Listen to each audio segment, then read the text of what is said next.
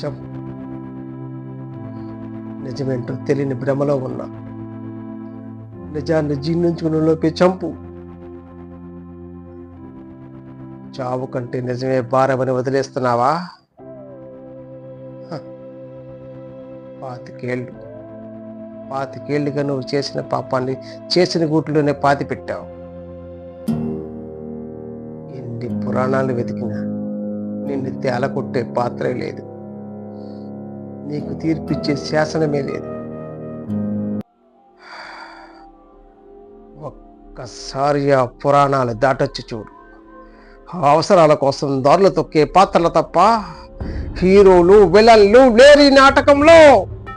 మనుషుల్లో లోతుగా కూరుకుపోయిన ధర్మం ఒకటే అహం, ప్రతి పురుగును కదిలించే నిజం ఒకటే ఆకలి, తప్పించే ఆత్మనల్లా సాచించే శక్తి ఒకటే ఆశ. ఆ ఆశ ముదిరినప్పుడు ఆలోచనలు మసకబారిపోతాయి, నీతి నిజాయితీలో కులుములోని కొవ్వొత్తులా కరిగిపోతాయి. ఆ రోజు, ఆ క్షణం నా స్వాధీనంలో లేకుండా చేసిన తప్పుకు జీవితం మొత్తం లెక్క చెల్లిస్తుంది. తండ్రిలా, భర్తలా, పండ్రోతిలా ఆలోచించి తప్పు చేసిన వాడైతే ఆ రోజు వీడిని చంపి ఆ నిజాన్ని పాతి పెట్టేవాడిని.